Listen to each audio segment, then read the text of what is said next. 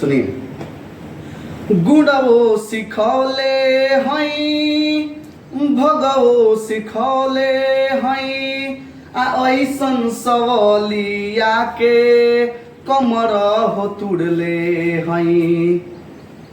हमके बूझी न ऐसे हो, हमके बूझी न ऐसे हो अनाड़ी बबुआ हम तो कई गो बनौले हई। अधिकारी बबुआ हम तो कई गो बनौले, अधिकारी बबुआ हम तो कई गो बनौले हई। चलिए हमारे इस गाना का सिर्फ एक ही मकसद है कि सिर्फ बच्चों को इंटरटेनमेंट करना और जो भी इस वीडियो को देख रहे हैं उनको इंटरटेनमेंट करना, लोगों तक एक अच्छा मैसेज जा रहा है। इस सवाल को जब भी आप लोग को कॉम्पिटिटिव एग्जाम में ये सवाल नज़र आता है तो बहुत सारे लोग घबरा जाते हैं कि इसको कैसे हल करें, कैसे सॉल्व करें, लेकिन घबराने की ज़रूरत नहीं है। चलिए हम एक बार सवाल को पढ़ते हैं और आसान ट्रिक के साथ आपको बताते हैं। और अच्छा लगे तो हमारे वीडियो को ज़रूर लाइक करें, शेयर भी करें और फॉलो हमें ज़रूर करें। चलिए सवाल दिया है कि 6,000 रुपया के मूलधन पर 10% वार्षिक ब्याज की दर से 2 वर्ष का चक्रवृद्धि ब्याज क्या होगा। यहाँ पर जो हमारा दिया है 6,000 रुपया और दिया है 2 वर्ष के लिए, ठीक है। तो ये हम तुरंत क्या करेंगे, 10% को 2 वर्ष से क्या करेंगे, मल्टीप्लाई करेंगे। ये ट्रिक है, समझ लीजिए। परसेंट को वर्ष से मल्टीप्लाई करेंगे और उसमें हम इसका स्क्वायर करके जोड़ देंगे। इसका स्क्वायर कितना हो जाएगा, 100 हो जाएगा और 100 हो जाएगा। लेकिन इसमें क्या करना है कि 2 अंक पहले दशमलव बैठा देना है। अब इसको हम गुणा करेंगे तो कितना आ जाएगा बाबू, 20 आ जाएगा और उसमें 1 जोड़ देंगे तो हमारा आ जाएगा यहाँ पर 21, यानी अब ये हो गया 21%, ठीक है। अब हमारा मूलधन कितना है बाबू, 6,000 है और हमारा यहाँ 21%, परसेंट को हटाएंगे तो नीचे बटा में 100 कर देंगे। तो जब हम इसको हल करेंगे तो ये 2 0 से 2 0 कट जाएगा। अब इसको हल करिए तो आपका हो जाएगा 6 कम 6, 6 दूना 12 और यहाँ पर 1 0 बैठ जाएगी, यानी कि 2 वर्ष का ब्याज आपका 1260 रुपया आया। इस ऑप्शन में चेक करेंगे, ए में दिया 1500, बी में दिया 1160, सी में दिया 1260, तो यानी हमारा 1260 ब्याज आया है। 1260 पर हम टिक लगा देंगे। तो बहुत ही आसान है, 1 सेकेंड में ये सवाल बन जाएगा यदि आप समझे हो तो। ये कोई बड़ा चीज़ नहीं है, ठीक है। धन्यवाद।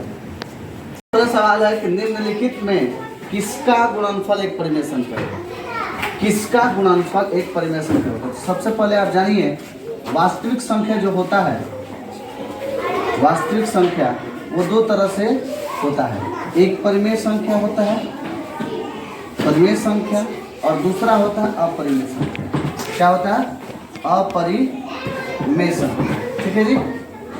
परिमेय संख्या कहता है कि जो भी होगा वो P बटा Q के रूप में होगा और Q जहाँ पर 0 के बराबर नहीं होगा।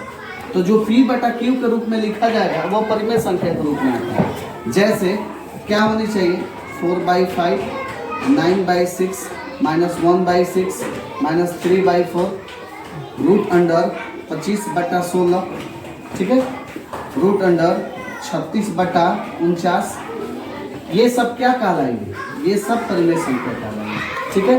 और अपरिमेय संख्या वो होता है जिसे हम P बटा Q के रूप में नहीं लिख सकते हैं। क्या कर सकते हो, नहीं लिख सकते हैं। As for example √3, √5, √6।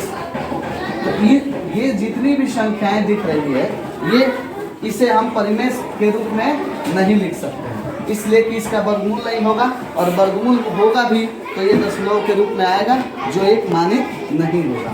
यहाँ पर हमसे पूछा जा रहा है कि बताइए कि निम्नलिखित में किसका कौन गुणनफल परिमेय आएगा। तो अगर हम इसमें मल्टीप्लाई करेंगे तो कितना आएगा जी, √2 में √3 से गुणा करेंगे तो √6 आएगा। √6 एक परिमेय संख्या नहीं होता, अपरिमेय संख्या होता है। अगर इसको हम गुणा करेंगे तो √45 आएगा और 45 एक परिमेय संख्या नहीं होता बल्कि अपरिमेय संख्या होता है। यदि हम इसको गुणा करेंगे तो 81 आएगा और 81 का वर्गमूल क्या आएगा, 9, और 9 को हम P बटा Q के रूप में लिख सकते हैं। यानी कि हमारा ऑप्शन क्या होना चाहिए आंसर का? सी होना चाहिए।